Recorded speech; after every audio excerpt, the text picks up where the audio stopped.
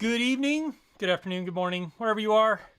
Good to see you all. I have some stuff to show you this week, but we will have to see when my computer decides to put it out there, because so far it's not. I mean, it's working on it, but it's just hasn't done it yet. So yeah. Hope you all are doing well. It's Wednesday night. If this is your first time here for Wednesday night, this is question and answers mostly, along with me telling some stories or showing you some footage from stuff that's coming up and asking you various questions too about the stuff you'd like to see on the channel. Yeah, got some very exciting stuff coming up that it's going to be very, very awesome. Not a new logo. No, it's my old logo. There are some new lights back there that I'll be doing a review of tomorrow or the day after that. And is when you'll see the video. Probably not tomorrow, probably the day after that. But yeah, so how's everybody doing? Good to see you all. Yeah, I have some spectacular footage to show you as soon as my computer will export it. It's at 37% right now, so hopefully it will get there eventually. Anyway, say hi to everybody. Agent J, good to see you. Brian Peterson, thanks for being here. Jeremy Williams, Ariel, yay, more Jake. Thanks, man. Richard Black, Alaska VFX Filmer, good to see you all. Phantom Flight, good to see you. Richmond Ariels, John Burnett, Sunrise Water Media, Gums and Noses, I always get that wrong. Gums and Noses. Ali Zandi, and Helen, nice to see you. Why, Diego? Nice to see you. Welcome to the stream, you guys. It's good to have you all here. It's good to be back streaming. So I missed last week, and there's a very particular reason why I missed last week, and that will be part of the footage I'm going to show you as soon as my computer finishes exporting it. But so as we go, you know, if you have questions, ask me in the chat. I will do my best to answer them. People will answer them too if they know the answer as well. But there are some very exciting things coming up. We got lots to talk about. First, let me start with a story, if that's okay. Hey, Andre, Harrison Family Vlogs, and Mark Lazaby. J-Dub, good to see you guys. Welcome. Good to see you all here. Yeah, so to start off with, I want to know if you enjoyed the street photography POV Alaska-style landscapes. I did have somebody tell me how upset they were that that was called street photography POV. Because there wasn't very many streets, but it did have a vehicle in there, and actually had several vehicles in there, and those are primary modes of transportation in the state of Alaska. So, hey, Big Water UAV, good to see you. Anyway, let me know if you enjoyed that video, that style of video. I know a few of you did in the comments, which I really appreciate, because I think I am going to do more of those, like maybe one a month or something. Just that sort of a thing, talking through. But in the future ones, I know what I will also add in is talking more through about what I'm doing, why I'm picking certain shots. Also, either adding in, like on the photos, what the settings were, or talking through the settings and why I'm picking those settings, so that you all get some more value out of those types of videos. And yeah, we'll see. So glad to hear it, Andre. Thank you. Anyway, Maddie's Drone World. Hey, so the reason I was not here to stream last week. Oh, cool. Nice. Alaska VFX. Cool, Big Water UAV. Awesome. That was really fun. So that is a friend of mine's helicopter. And it was being ferried from Anchorage. Thank you, Maddie's Drone World. Thank you very much. It was being ferried from Anchorage to Valdez, which is where she lives, and you will meet her on a future video, hopefully, if everything works out weather-wise. And so I asked her to swing by and just circle around there. As I look for a guy in a red jacket up on the top of the rocks there, and make a couple circles. And I will take some pictures of your helicopter by the glacier, which they did. It was fantastic. Yeah, really fun. It made for a fun part of the POV video, at least in my opinion. It did, because it's cool when you have a subject like that to shoot. So, but Maddie's Drone World, welcome to the channel, supporters. Thank you very much. I appreciate that a lot, man. So what happened was last week I had to, there was one day of good weather. Just one. The audio might be on delay, you guys. My computer is processing some stuff right now, so it just almost there, and then it should settle down a little bit. Anyway, so I had one good day of weather, and it was on Wednesday. I woke up at 4 in the morning, and I was like, I've been kind of eyeing the weather as it was coming, because this friend of mine in Valdez, who has a helicopter down there, had invited me many times over the summer. Unfortunately, I'd always been busy or gone, to come down and shoot some stuff with her in her helicopter, which is the helicopter you saw in that POV video. But so I woke up at like 4 in the morning, on 5 in the morning on Wednesday. I think it was Wednesday, maybe it was Tuesday. I don't remember exactly, but I looked on these webcams that we have access to for pilots for aviation weather. And I could see jet trails in the sky, which means it's very clear. If you can see jet trails, it's really, really clear. So I hightailed it down to Valdez, which is a 5-hour drive, and a beautiful drive at that. But I hightailed it down to Valdez to go meet with her and hang out with her for the day in the helicopter. Now, part of that was I didn't get back. I didn't even get back to Valdez in time to do a live stream, let alone back to Anchorage. I got back to Anchorage, I think, around midnight, because I drove down and drove back. So 10 hours of driving in one day, and almost about 6 hours of flying in the helicopter to different locations to fly. So it was a spectacular day, and that is some of the footage I'm going to show you here in a minute, if my computer ever ends up exporting it out. 72%. Wow, this is taking a while. Well, I guess it is 5 minutes of video. So, anyway, all that to say, I'm sorry I missed last week. It was for a good reason, and it will be worth it to stick around and watch this footage here in a minute, because it's spectacular. Yeah, so One Vision aerial, crop dusting Gable. Yeah, anyway, cool, nice.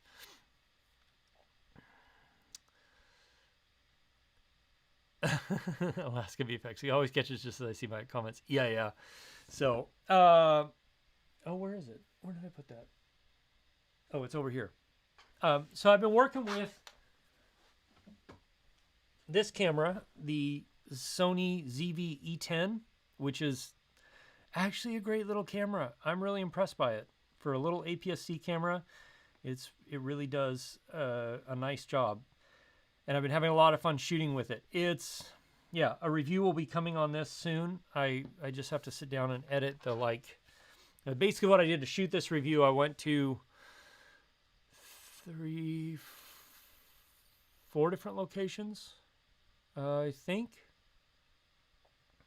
2 of those one location was a 10-mile hike, one location was a 17-mile hike, and then 3 locations. And then one location was a bunch of different locations via helicopter in the mountains by Valdez. And this thing performed really, really well. There's one major downside for me. It's not for everybody, but for me it is.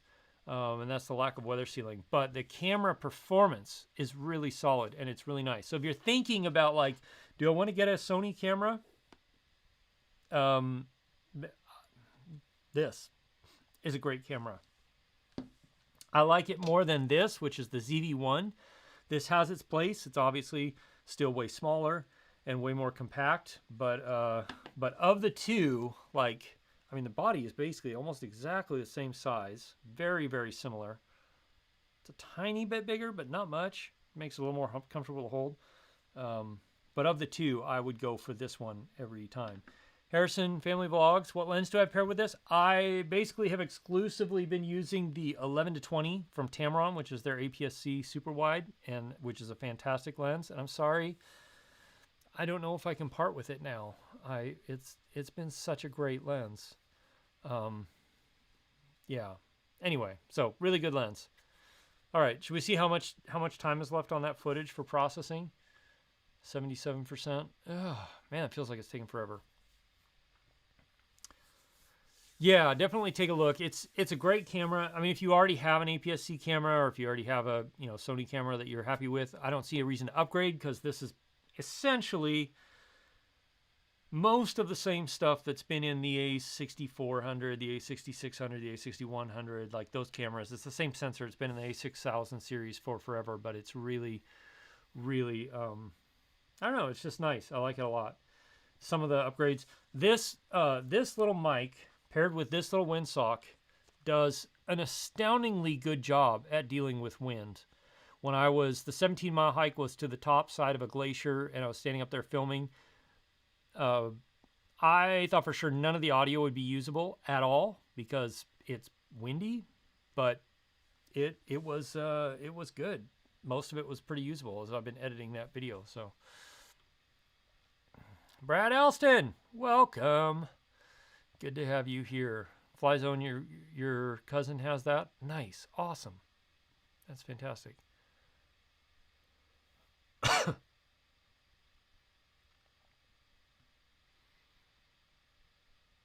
All right, so we're caught up to the chat. The other thing is we can talk about rumors a little bit. It's rumored that Sony's going to be releasing the A7 IV sometime in October. They have an event set up for October 10th, I think, and I'm looking forward to that because I will probably be picking that up as a B camera to. Hey, bud, hope you're doing well, man. Thanks for saying hi. As a B camera to my A7S III and maybe a primary photo camera. We'll have to see how it does. And, oh, I just forgot it. Hold on. It'll come back. I'll take a drink of water while I think about what was going on. Oh, the rumors of the Mavic 3 being relaunched launched sometime the end of this year. If it has most of what the rumors, or a good portion of what the rumors say it's going to have, like a micro four thirds sensor and an optical zoom, that'll be mind blowing. I don't know about the dual camera thing. That seems weird to me, but who knows? I don't know. It could happen. It just, yeah. So it's very cool though. Thinking about the Mavic 3, I think that'll be a very, very good drone for, I mean, I say semi-pro use. I use my Air 2S in professional situations all the time and use it alongside an Inspire 2 all the time with an X7 and ProRes. And everybody I've gave stuff to has been happy with it. So I think we also have to remember that a lot of times it's easy to get caught up on gear acquisition syndrome, gas, and think about the latest and greatest or the biggest or the most expensive being the best. And there is some truth to that, but a lot of times the diminishing rate of return gets to be very real as soon as you go from, like going from the Mini 2, let's say, cheap drone, or Mini SE. Cheapest decent little drone out there right now. At least what I consider to be a decent little drone. And then you jump to the Air 2S or the Mavic 2 Pro is quite a jump there. That's a big like in quality. It's a fair difference in price. But then if you jump from the Air 2S to the Inspire 2 with the X7S, like many multiple thousands of dollars higher, is the footage that many multiple thousands of dollars better? It is better. I'm not going to say it's not. It is. But is it worth it to you? It might be. But also, you have to evaluate that carefully. I'm super happy with the Air 2S. That has been fantastic. FlyZone, you heard they're sticking with the 1-inch. Is that true? I don't know. And that's the thing. That's where the rumors come in. I think there's rumors that they're going to do a micro four thirds with the second camera being a 1-inch with a zoom or something like that. I mean, who knows? Yay, it's shared finally. All right, you guys get to see some footage here in a second. It's hard to say, and DJI has been actually been very, very good about keeping this under wraps.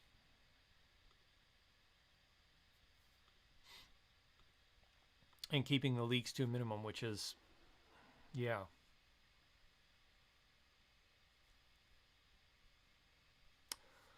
One Vision. I'm going to show you some of that footage here in a second, bud. But, and actually, I'll show it to you now. Anyway, yeah, but you can't count that. I know, right? So I have a crap ton of gear that I've purchased over the years, and I'm going to start selling it or doing giveaways on the channel or something like that because I don't use it, and it needs to go somewhere where it might get some use.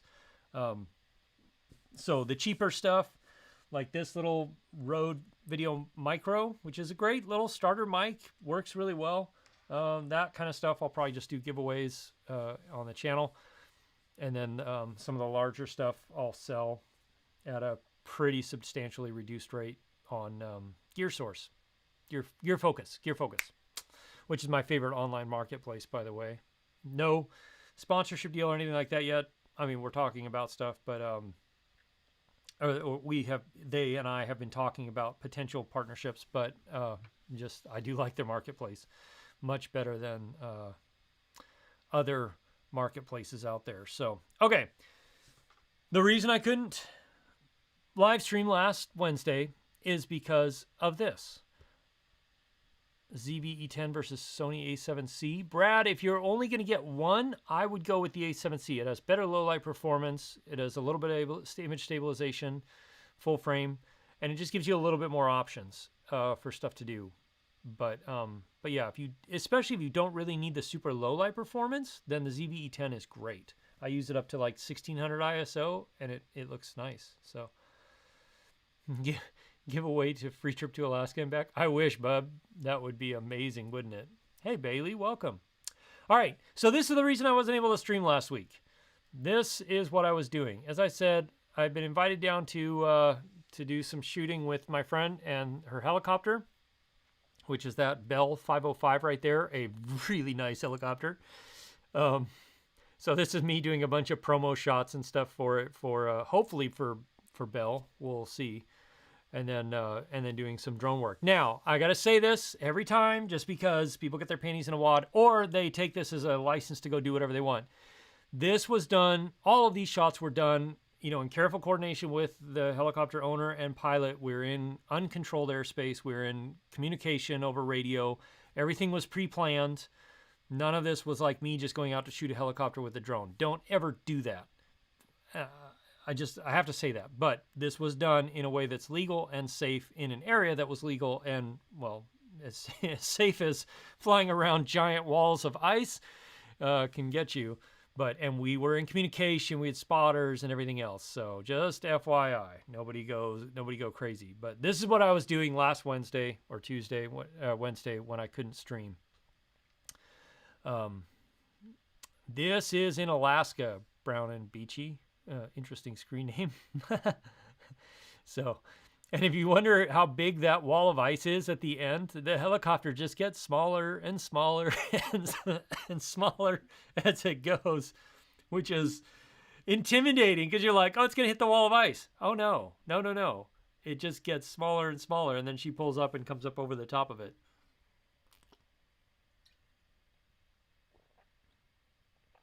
But that gives you an idea of how big that glacier is. So yeah, this was all shot with a Mavic 2 Pro. Nice, Brown and Beachy. So, and there are places similar to this that you can pay for helicopter rides to.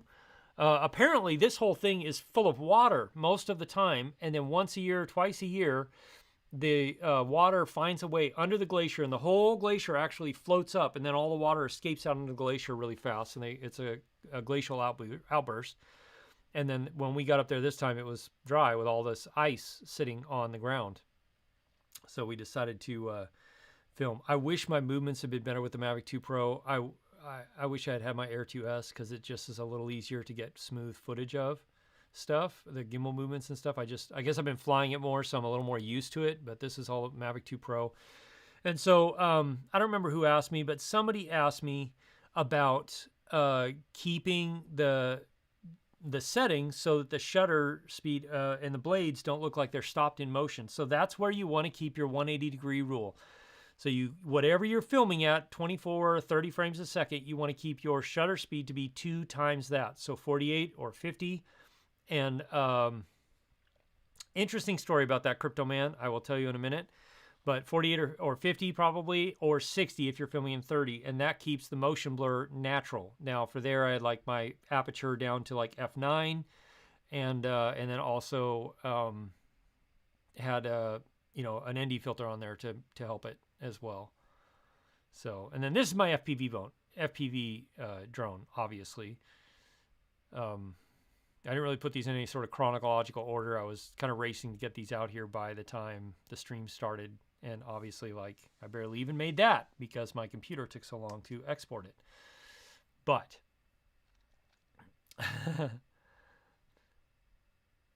so John SF, you asked what my FPV drone is. This is my favorite. Oh my gosh, I just love this feeling of actually being like a chase plane in the footage. It's so spectacular to be able to do this and get this sort of stuff. So my FPV drone is an FPV drone I built. It's 5 inches with a GoPro on top. If opportunity allows, I'm going to go back up here. We're going to, or in somewhere, and we're going to do very similar stuff, but I'll take my big Cine Lifter FPV drone with a proper cinema camera on it and some good lenses to really capture this well. But it's also terrifying doing this, knowing that if anything goes wrong with my drone, it's gone for good. Like, there is no way I would be able to go there and get it back. There was no place to land the helicopter down there. The ice is all super unstable. Yeah, it was a little bit terrifying. So, yeah, FlyZone, FPV is such a cool perspective. And I know it's not super popular as far as like for adding into normal videos, but when it is right, it's really, really right. And in this case, it just absolutely was right for it. So, yeah.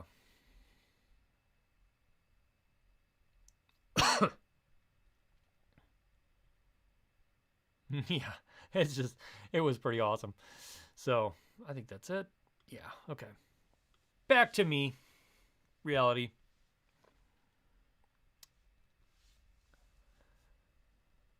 Are bending. Oh, yeah. So I had to tweak a little bit because the lighting was so dynamic and changing. I couldn't get my shutter speed exactly where I wanted it. So it was a little high. It was like at 120 instead of 60 or something like that. And that gives you that kind of, that and rolling shutter is what gives you that kind of bending blade look. Let's see. Somebody asked, blah, blah, blah, blah. Oh, so why did I use a Mavic 2 Pro instead of my Air 2S? That ice cave that I flew my FPV drone into, I also flew my Air 2S into and nicked the side and took out a prop. Actually took out 2 props. Drone was fine. Everything's fine. It just took out 2 props. And I didn't have any spares with me. I normally do, but I had moved from one backpack to another backpack, and I left my spares in the other backpack. So I was just like, oh my gosh. Fortunately, we had a backup drone, the Mavic 2 Pro, which is great. The reason I really wish I had the Air 2S is because no matter what, it keeps the gimbal level. And it's a little slower, but it keeps the gimbal level no matter how fast you're flying. And that would have come in just invaluable on those shots. Because it's fast. I mean, I was flying in sport mode to keep up with the helicopter, because there is a certain point where a helicopter works very much like an airplane. The rotor disc is like a giant wing, and so it doesn't take a lot of power for it to fly. But then if you slow down, there's a certain point where you have to add a lot of power, because all of a sudden that forward motion and the rotor disc doesn't generate the lift. It's the physical blades at pitch forcing air down that generates the lift. And so all of a sudden you have to add a lot more power to be able to stay in the air with a helicopter. So, no, Jerry, I wasn't recording, unfortunately. So we were trying to stay, and that range for that particular helicopter was right around the max range for the Mavic 2 Pro, or the max speed, and like 40 something miles an hour. So it was very, very interesting. We did a few passes that were slow just to make sure we could get some really nice stuff of it, and then we did some relatively quickly.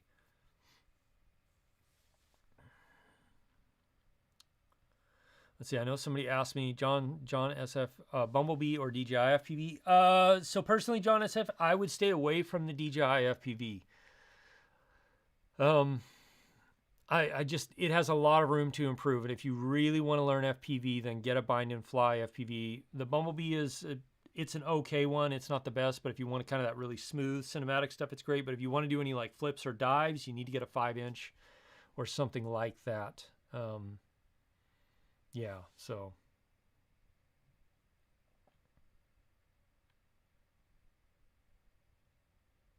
Cool, Cecil. Nice. Congratulations. Yeah, the Bumblebee, it's not bad. It just doesn't do acrobatics. And so I have a ducted Cinewhoop, which is what the Bumblebee is. And then I also have a 5-inch. And I also have a giant, big, huge 16 motor Sicario, or 8 motor, 1, 2, 3, 4. Yeah, so it's 8 motor Sicario that flies the big heavy lift FPV stuff. So, Moshe, you want to know how the 5-inch flies compared to a 5-inch, or a DJI flies compared to a 5-inch? It flies like a very heavy, not very well performing drone compared to a good 5-inch. It's pretty big difference. One Vision, yeah, and that was the way that tunnel is, because it was all just clear ice on top. All the light was able to go through and generate that really blue ceiling, which is always so cool and mind-blowing to go into those places and see that. It just, every time I do it, I'm like, it's so bizarre and it's so cool. Anyway, Flyzone, Jake is right. Listen to this, man. Thanks, Flyzone. The ProTech can be an all-in-one drone. It can, Moshe. It's okay. I mean, I haven't personally flown the ProTech 35, so I've heard good things about it, but I can't answer personally. Jeremy Williams, Ariel, does my 5-inch FPV have the DJI system to get that range? I do have the DJI system in all my drones. That was pushing the range of it.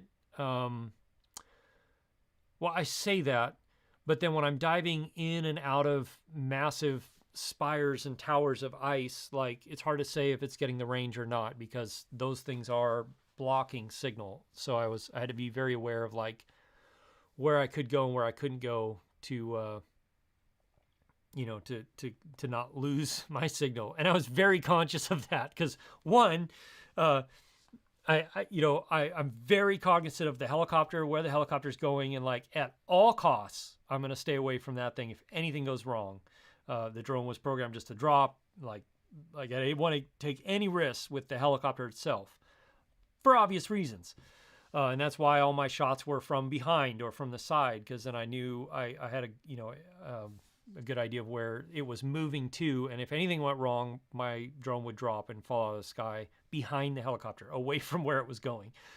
Yeah, so it was very, very interesting doing that. And then I also found the prop wash, the rotor wash from the helicopter one time with the drone. So I'm flying along, and all of a sudden everything's like, whoosh.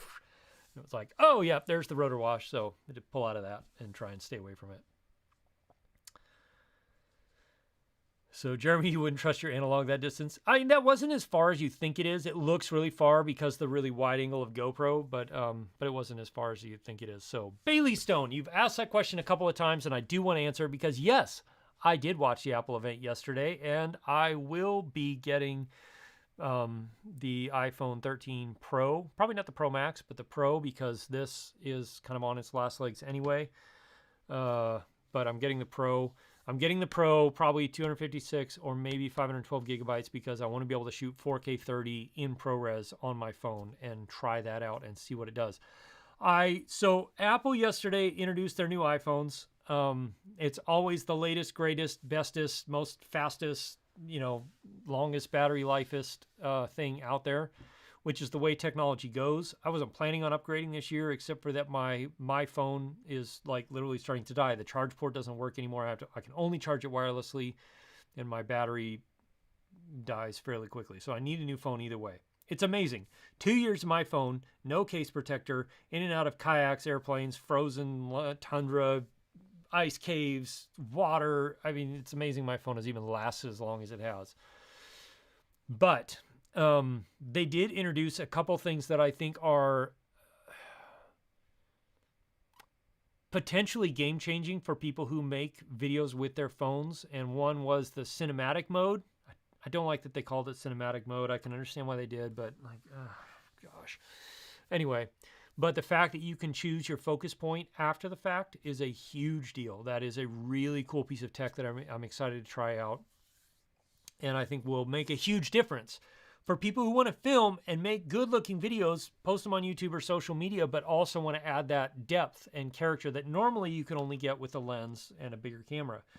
So I'm very curious to try that out. My thought is when I get it, I'll go do like A7S3 versus the iPhone 13, because I'm sure that'll be a highly searched topic, or DSLR mirrorless camera versus professional camera or something like that versus the iPhone 13.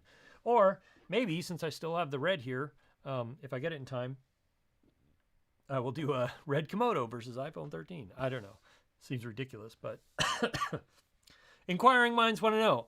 I get asked sometimes why I do certain comparisons, and I'm like, because have you seen how many people are looking for that comparison? Like, a lot of people. Yeah. Bizarre, your FX3 will be obsolete? I don't think so. No, I don't think so. I don't think so at all.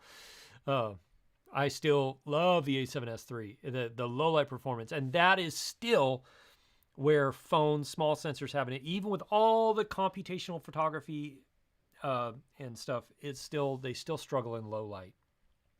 So, but what I think it will be cool, at least for me, is being able to pull it out of my pocket and get some really good looking B-roll or other shots, behind the scenes shots, whatever, because I am putting behind the scenes videos for you members out there. Thank you for being members, by the way. You get access to the behind the scenes. There is some cool stuff coming for behind the scenes stuff here. Just whatever all that will be, I'm working on, I think having a phone to be able to film that with, and then my, A7S3 for everything else I do will be really, really good. The difference between the A7S3 and, no, Bizarre, definitely not.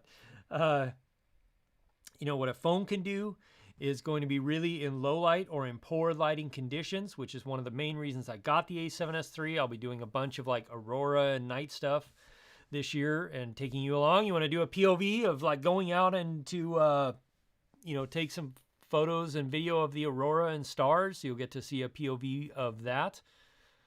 I haven't really thought about how I'm going to do the POV because a GoPro will look terrible doing that, but we'll figure something out.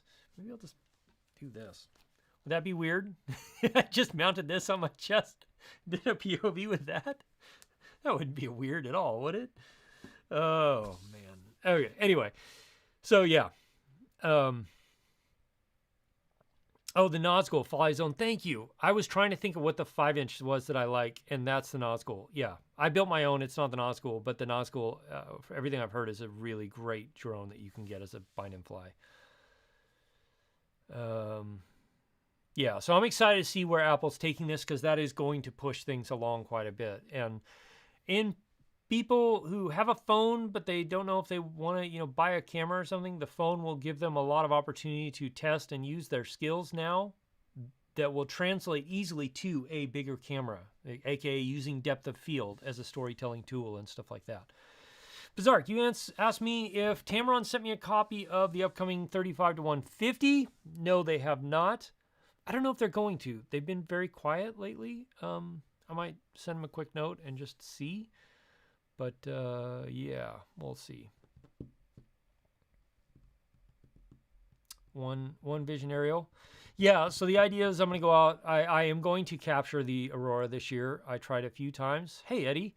I tried a few times last year. I was pretty much beat or came away skunked, empty-handed most of the time. The one time I went out, Brian Peterson was with me, went out to film the stars, just the stars, because I was testing the Tamron 17-70 out, and the Aurora showed up for like 5 minutes and then was gone. It wasn't supposed to, but it did. I happened to catch that, which I was excited about, but yeah. Moshi, is the GoPro 9 the best camera for FPV? No, honestly, I think the Hero 8 is the better camera for FPV because it's smaller and lighter. That's my opinion. The Hero 9 is not bad. If you just want to use the Hero 9, with the built-in stabilization, then it's good. It's very good. It's just bigger and heavier. So that's why I like the 8 a little better. but I use the 8 and I use Real Steady a lot of times with ND filters that stick onto the front of the lens. So it's a trade-off. I like it better though. Image quality is the same. So there's that. And so all those FPV shots you saw with the helicopter were all done with no ND filter, just default GoPro settings, GoPro color. I just didn't have time to mess around with much, so we just did it that way. Nice, Maddie's Drone World. Oh, and the new GoPro is supposed to come out in a few days. Like, when is it supposed to come out? Tomorrow? Yeah, tomorrow. It's being announced tomorrow. The GoPro Hero 10. At this point, tell me if you're going to get the GoPro Hero 10. I'm curious if you're going to get it. Right now, I am heavily on the side of probably not, unless it has some mind-blowing, groundbreaking 4K at 480 frames a second or something like that. I don't think I'm going to get it. I just don't. I've been kind of, I don't know. Yeah, probably not. Moshi, is it worth getting Real Steady? Kind of. It depends on what you're doing, man. I mean, Real Steady does a really good job. You can get the $99 version, which they have on sale sometimes for like $79. It's a pretty good deal. But it does add, to your work in post, where the GoPro Hero 9 does probably like 95% as good a job just by itself. Yeah, so. 270 graphics card, 4K OLED, 16 gigabytes of 360. Mikey Smith, you asked me about a couple different laptop options. Get whichever one has the biggest graphics card and the most amount of RAM that you can afford. The 1 terabyte SSD is good. I edit everything, and this is a trick.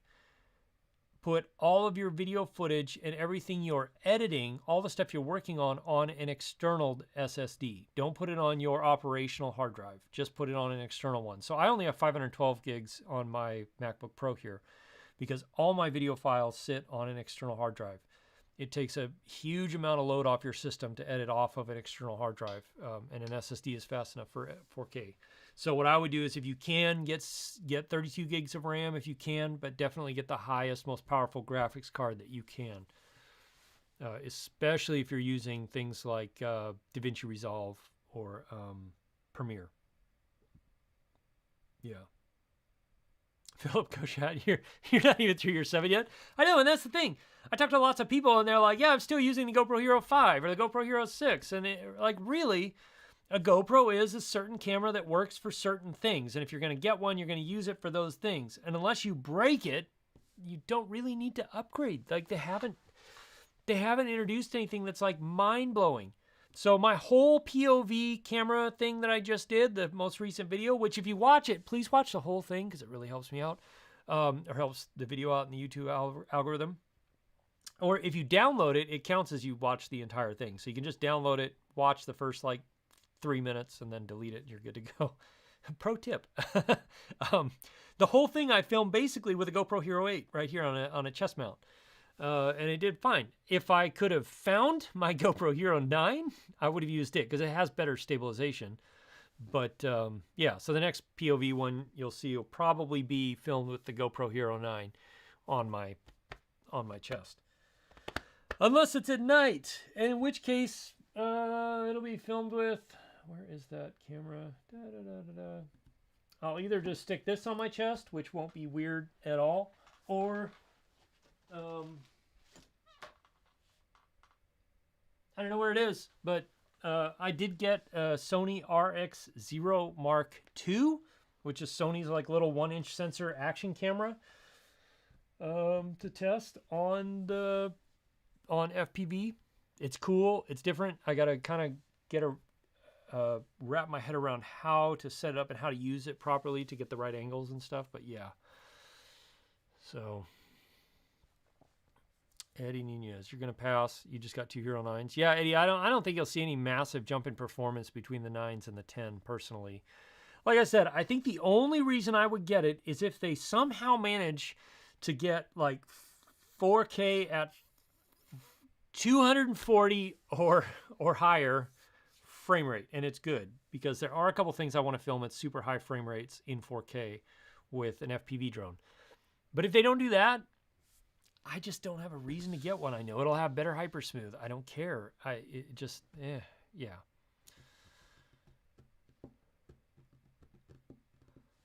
Oh, Pizark, that's a great point. Yeah, you get the OLED screen one and you can upgrade the RAM yourself. That's an excellent point. Yeah, do that. Yep. Let's see, Eddie, you got the Hero 8 accessories, great price. Your first GoPro dog building your for 5-inch. Awesome, Maddie's Drone World. That's awesome, man. Yeah. Have fun with your first 5-inch. Don't put the GoPro on it until you've flown a few times. if you don't want to send it into GoPro to get fixed. Oh, by the way, Eddie, that was a spectacular photograph you posted on 9/11. Absolutely spectacular, man. Great job on that photograph. Really brilliant. Bailey Stone, you got to head out. Online school in Australia. Oh, man. Well, Bailey, I hope you're doing well, man. I know you guys are locked down pretty hard, and I'm sorry about that. But have a good rest of your day. Moshi, the goggles, I think are definitely worth it, personally. Not the controller. The controller is only compatible with the DJI FPV drone, but the goggles for sure are definitely my favorite. That's what I use. I think it's fantastic. I hope that DJI will release a new version of the Air units that are on all my drones so that I can spend like $1,000 and upgrade all mine, but with the same A7III system that's in the DJI FPV drone, because that would be spectacular to have that in, because the image transmission is what you always lose first on a drone, and having better, stronger signal link with the image transmitter on a drone would be fantastic on the FPV drones, especially because I push the range a fair amount, not necessarily on distance, but definitely push it on like penetration, not around, but like through stuff, you know. So I'm constantly calculating, like if I do this like behind this thing, I know I can just purely based on speed, I can get around it and before the drone loses video signal. I'm not so worried about the control signal as I am video signal. So yeah, it's a lot of interesting calculations. See you, Alaska VFX. Yeah, I got a few more minutes, well, till 5 o'clock, and then I got to wrap it up too. But Stacy Mucker asks, best photography camera that doesn't cost $6K. So that camera with lenses. Give me an answer to that. A camera with lenses, or a lens anyway, for photos, and then I'll answer. And do you have any other cameras right now, or have you used other cameras in the past? What kind of cameras are those?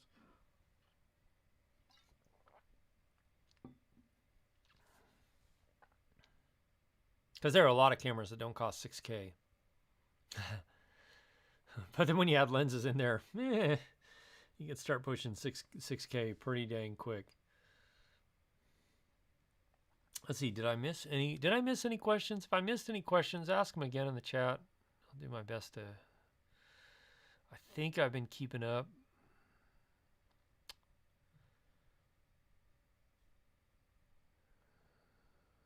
Yeah, I think I've kept up overall, so cool beans.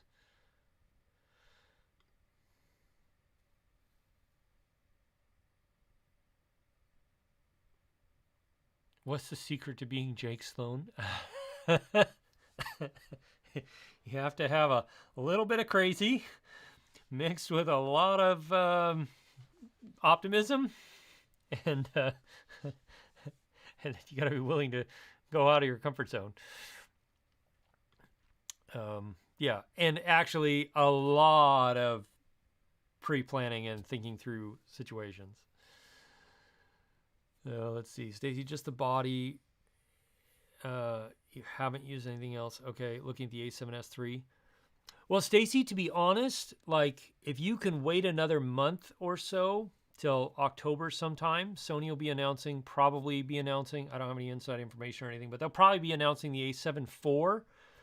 And that is honestly, I think, what will be one of the best like photography cameras slash video cameras that you'll be able to get out there for, you know, $2,500 ish, in that range. And that's what I would do. So if you can wait another month. October 10th is what we know they're doing an event on October 10th. They're doing an announcement.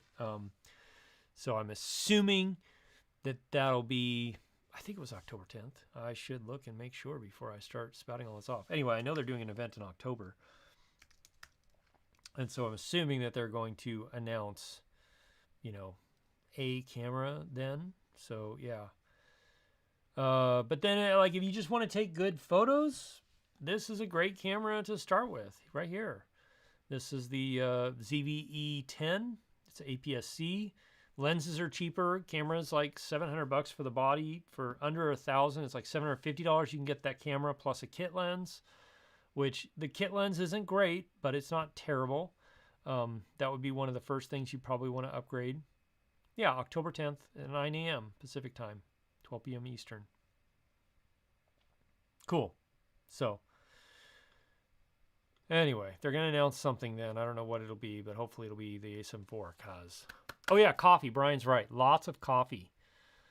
Lots of coffee. Partial mountain goat. This is true, Brian. That's one thing the helicopter pilot was commenting on when I was down there doing the photos where you saw me, this part here, just the very beginning of this bit. Me, because I ran like all over to get all these different angles, and I'm literally running. And if you noticed in the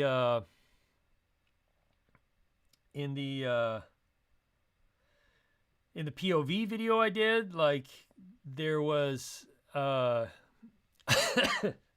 there was like the part where I'm like, okay, we got to go up on these rocks and get up there ready for the helicopter to come by. And I'm literally like, if you look, there's one shot where it's like the rocks look like they're like this, and I'm like walking up this little tiny ledge to get up there. And that's the mountain goat part that Brian is talking about. Brian Peterson, thank you for the super chat, man. Thank you.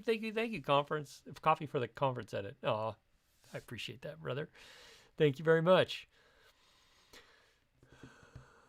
So you're welcome, Stacy. Absolutely, you're welcome. Don't get me wrong, the A7S III is a fantastic photography camera. I love it for photography. But if you can wait a month before you make a decision, then I would wait, because the A7 IV is probably going to be excellent. And if you want to do mostly photography, then I would even look at the A7R III or the A7R4, because either one of those is more photo focused, and they're both excellent as well. But yeah. Philip Koshep, best intermediate camera under 1K interchangeable lens. Right now, I mean, honestly, Philip, I think it's the Sony ZV-E10. It's excellent. Or if you need weatherproofness, the A6400 with a lens. But yeah, the ZV-E10 comes in under $1,000 with a kit lens. The A6400 comes in right around $1,000 with a kit lens. So if you need weatherproofing, A6400. If you don't need weatherproofing, the ZV-E10.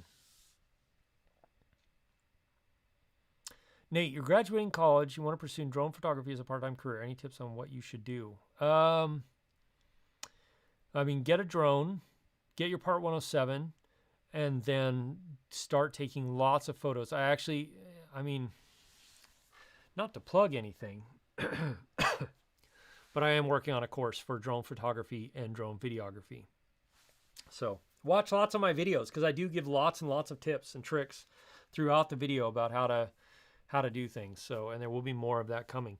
One thing I want to do, and I haven't quite figured out how I'm going to do it yet, but I want to do a kind of like what I did with the street photography POV, but the same thing with drone stuff, where I'm like going out to do a drone shoot and like the POV of like doing that and talking you through what I'm doing, why I'm doing it, because I think that would be very helpful.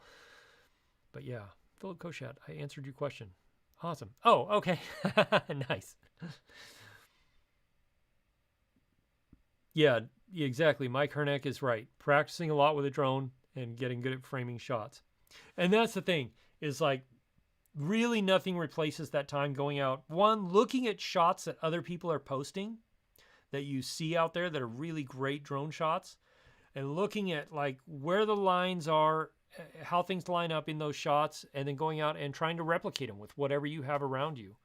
So that's another thing I do. I recommend people do a lot, is like find some Facebook groups. I don't know about Facebook groups, but find some like Instagram accounts that do really great drone photography and follow them, and then try and mimic what they do. People say that you should never mimic. You should always be creative and do your own thing. I totally disagree. Sort of. The way we learn, the way human beings are structured to learn, is by mimicking. From the time you are a little baby, even maybe up till now, you observe what somebody's doing, and then you mimic them. Like you copy what they're doing, and that's how you learn to do things. Now, you get to a point where you've learned the skills necessary in those things to then be able to start doing it your own way. But until you have those base skills, you can't do things your own way. I mean, you could, but it'll be terrible. So go out and mimic what you see. Mimic what you see other people doing. You'll have to reverse engineer what they did to get that shot, which is really good for you trying to figure out the settings, the framing, all the stuff. And then that will make you, in the long run, a much better videographer, photographer in the long run, because you're forcing yourself to have to think about it and think through and analyze and study other people's work to learn. Same thing is true in every school, college. You study the greats, because that hopefully teaches you some ways of doing what they did, but then putting your own bent on it. People who say you should never copy anybody else and just do your own original thing, I feel like are shortchanging people from the process of learning. I think you should learn the skills and then get to the point where you do kind of have your own thing that you do with it, your own style, your own creativity, way of doing things. And that can be down to like how you edit the photos or video, type of music you use, whatever. It just, yeah. Anyway, so that's my like 2.5 minute answer on that, or 5 minute rant, whatever it was. Nate, you have an associate degree in remotely piloted aircraft systems. Oh, that's cool. Awesome. Posting on TikTok. What's your TikTok handle, Nate? Curious. Flying for 5 years now. Excellent. Yeah. So then the thing is to start, if you want to do it part-time as for work, posting is good. That helps for sure. I've gotten some really great jobs through Instagram, honestly. So posting is great. And then go, let's see. I was just going to say something. Oh, find friends or okay, Nate's drone page. I'll look that up. And, friends that have subject matter you would like to shoot, and then go.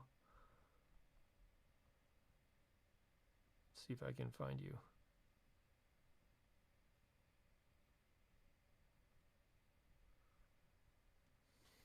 Anyway, there it is, right there. All right, I'll have to look later. But anyway, and go out and practice. You want to put together a reel of work that you've done that you can start showing other people when you start approaching people to say, hey, I'd like to do some drone work. Or, I think you could use some drone work. Then you have something to show them. Brad Henderson, best bind and fly, ready to fly, micro Cinewhip drone bundle. Brad, are you thinking like that you can put a GoPro on, a naked GoPro? Is that what you're thinking?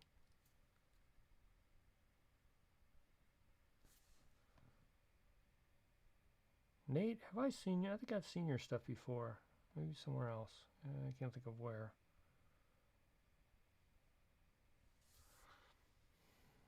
I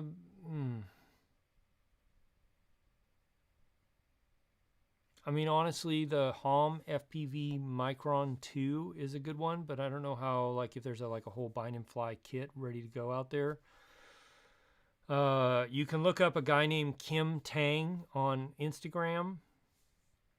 He sells some like kind of pre-made bundles, but they're again not like ready to fly. I don't know who sells ready to fly micro cine whips.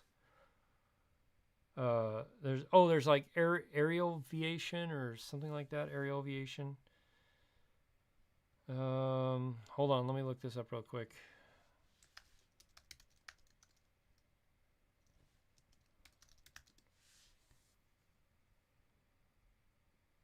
Nope, not that. Not that.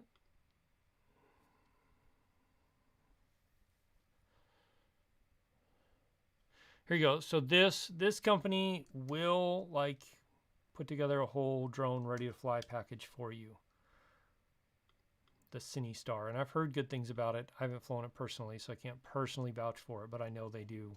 I've heard good things about it, so.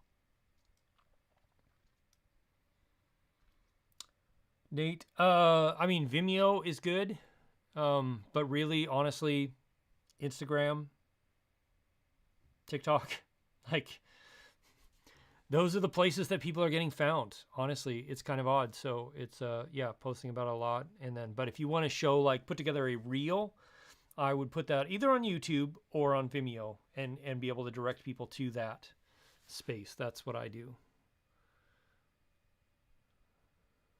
Like for all my corporate stuff, I've got a video reel like on Vimeo that I can direct people to if they want to see it. So, all right, folks, it's 5 o'clock. That means I've got to be done because I do have some things to go and do. But it's been wonderful hanging out with you all. Wonderful. Thanks for being on the stream here with me. I hope you all enjoyed it and got some of the answers to your questions.